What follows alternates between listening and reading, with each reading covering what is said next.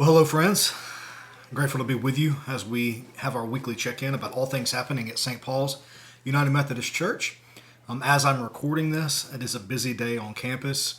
We have 6 preschool classes that are graduating today, from kindergarten to VPK, and so there's a lot going on. You may see people walking behind me outdoors as one of those graduation ceremonies is just finished, and another one that will begin in just a few short minutes. So anyway, fun things. God be praised for all those wonderful, wonderful families that have been blessed by St. Paul's Christian School.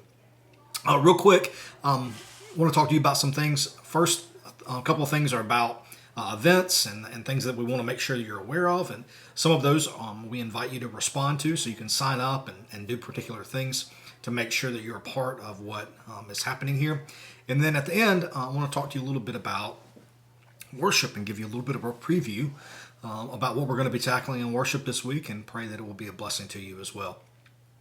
First, summer is around the corner, as we all know, and I just want to remind you that we have some adult small group opportunities that are just going to meet throughout the summer. Each one of those will only meet 4 times.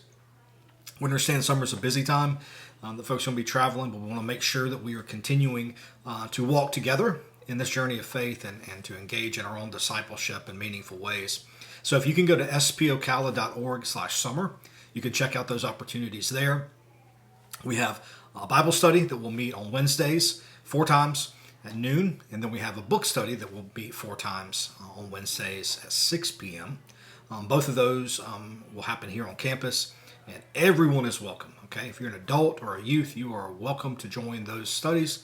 We want to make sure that you have that opportunity.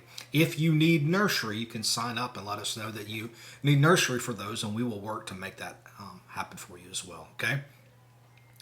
Also, VBS is around the corner, and so if you signed up to be a volunteer, you should have gotten communicated with about a very important meeting in a couple weeks, training meeting.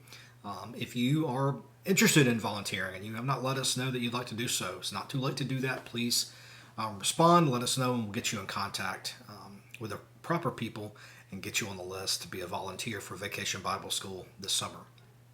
Many of you are helping supply some of the needs through our supply list that went out a couple weeks ago, and so we continue to collect those. Please get those back in the next couple weeks. We have baskets set up in the narthex to receive those items, so please work to take care of that. That way we have plenty of time to see if we need to fill in any gaps and where those holes may be, and we appreciate all the wonderful ways that you help us meet that very, very special need for a very special week here at St. Paul's. Now, this Sunday, we're having a bake sale, a fundraiser. So many of you have let us know that you are going to be bringing a bake sale item. You should have been communicated with by Christine Meyer. She emailed everyone that's participating just a few days ago, and so check your email. If you have not read that yet, it should be waiting there for you. If you need to know more, contact me. I can forward the email to you, or you can call the church office, and we'll try to get that to you as well. But that's going to happen this Sunday morning from 10 a.m. to noon. We'll have several items there available for purchase, and we'll have some specialty items, perhaps some pre-made casseroles, and some special items that will be there with a bid sheet for a silent auction. And so we appreciate your participation in that.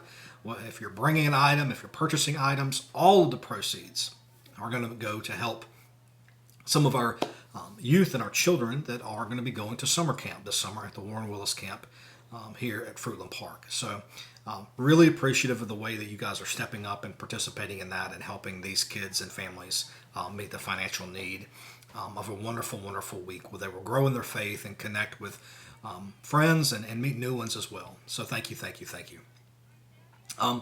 Let's turn the page a little bit and talk about worship. We are in the midst of having a conversation about what discipleship looks like in our particular tradition around one of the, I think, most important and clarifying characteristics of our faith tradition is that we are a both and people. We live in what some people would call a place of tension when it comes to particular engagements in our world and how our faith lives and breathes and where we believe we're called to be is in some of these places of sacred tension where God meets us in the crucible of life, and we find ourselves not giving way to one extreme or the next, or not saying this is the only thing we can focus on. We can actually focus on the other thing as well, and we can live in the midst of those things and find that tension.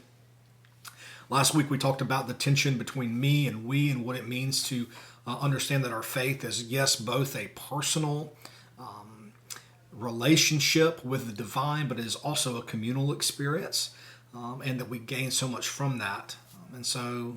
We've talked about that. We've talked about other really important theological issues around what it means to live in this sacred tension place. And this week we're going to talk about one that I believe is incredibly important. Not that any of them aren't, but this one is near and dear to my heart because for many of us, we think deeply, and we think critically, we think logically, and we think intellectually, and sometimes that has been discouraged in a faith setting, and our particular tradition should never be one of those. It should be one of those that very much understands that we need both our head and our heart. John Wesley said this. He said that faith should be thoroughly thought through and thoroughly felt through.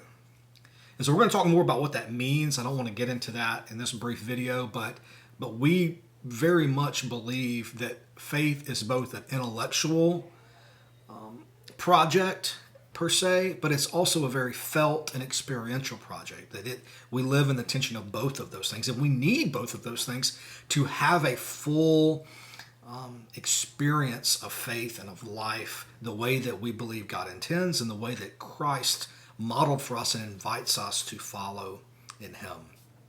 So, really important. I pray that you would come. I pray that you would be excited about that, and to come curious about what it means for you to experience. Perhaps you may need to be pushed to engage the intellectual side of faith, or perhaps you need to be pushed to be more in the experiential and the felt and embodied place of faith, and not just be a mental thing that you believe, but something that you feel and that you know, and that you embody and experience.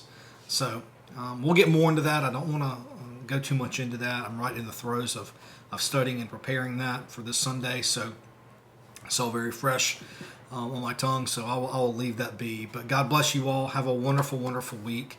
I pray that you are safe. I pray that you are enjoying this season, and that you will be with us, of course, this Sunday, 10:30 a.m. here in person, or of course streaming online here at St. Paul's. All right. God bless you all. Talk to you very soon.